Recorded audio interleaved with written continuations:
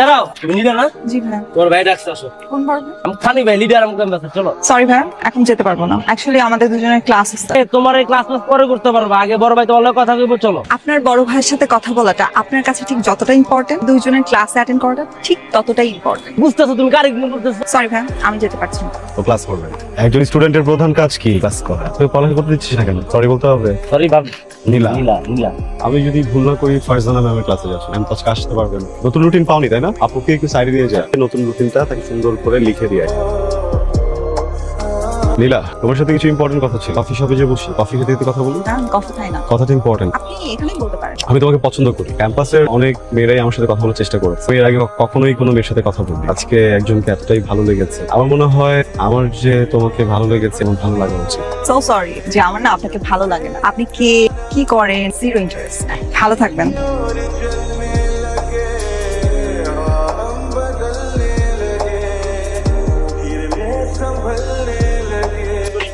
ক্যাম্পাসে যাই, সরো। চলো না একটু যাই। মানে প্রবলেম কি?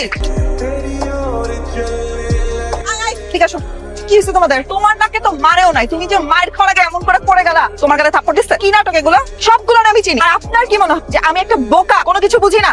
নাটক কম করে। এটা কি? ব্লেড। জানো এটাতে কি করে? কি করে? কাটে। গলা কাট। আর এখন এটাতে আমি আমার গলা কাট।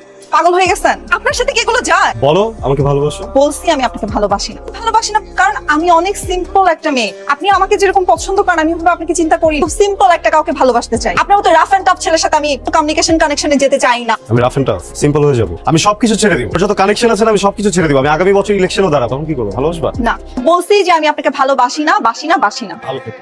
Please, I love you.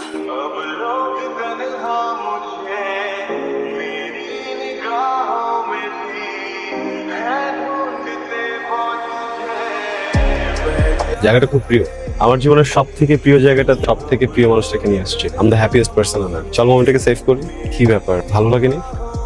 বুঝতে পেরেছি তুমি আমাকে এখনো ভালোই বাসতে পারোনি। I am really sorry. তোমার উপরে অনেক প্রেসার ক্রিয়েট করেছি। আচ্ছা, তোমার ফ্যামিলি থেকে যদি তোমাকে অ্যারেঞ্জ ম্যারেজ দিত, তুমি কি ওই মানুষটাকে এক দেখে ভালোবাসতে পারতে না তো, তাই না? আমাকে একটু সময় দাও, দেখো আমি কি করি। একবার চেষ্টা না করে যেও না। এভাবে চলে গেলে আমি পাগল হয়ে যাবো।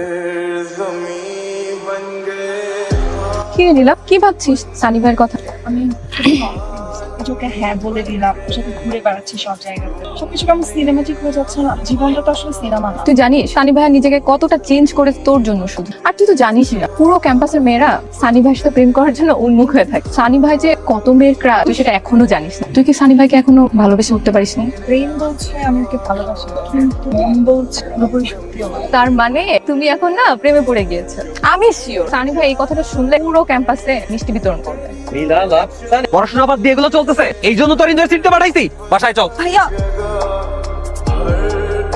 তোমার মেয়ে ক্যাম্পাসে কি করে বেড়াচ্ছে তুমি কিছু জানো? কি করছে সেটা আগে বলবি তো। ক্যাম্পাসে গিয়ে প্রেম করে বেড়াচ্ছে। ক্যাম্পাসে সবচেয়ে বাজে, বখাটে আর উশৃঙ্খল যে ছেলেটা, ওর সাথে প্রেম করে বেড়াচ্ছে। ভাইয়া তুমি একটু বেশি বেশি বলতেছো। ও কোনো বাজে উশৃঙ্খল ছেলে না। আমি কি ওই ছেলের ব্যাপারে খোঁজ খবর নেই নাই? সারাক্ষণ বাজে বাজে পোলাপানের সাথে আড্ডা দেয়। বাবা দেখছো, ওই ছেলের সাপোর্ট নিয়ে তোমার সামনে কথা বলতেছে। এই নীলা তো আমাদের সেই নীলা না। ওর আর বাসায় রাখা যাবে না। ওর যত তাড়াতাড়ি সম্ভব বিয়ে দিয়ে এ বাড়ি থেকে বিদায় করতে হবে। যেটা ভালো মনে করিস সেটাই কর।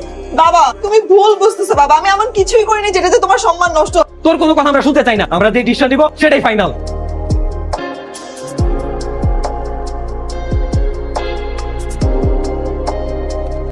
নীলা কোথায়?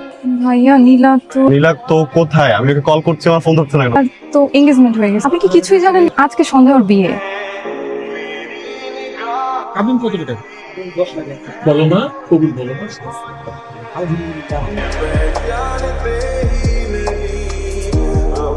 তুই জানি এটা কি বলে জানিস? Revenge of nature. মনে পড়ে ওই দিনের কথা, একটা মেয়েকে ভালোবাসছিলাম, কিন্তু তুই ওই দিন কি করছিলি? অমানসিক ভাবে তুই আমার মারছিলি। বাড়িতে এতবার বুঝাইলাম সুন্দর, বুঝছ না? প্লিজ আমি সরি। তুই চাইলে আমাকে মার, আরো মার।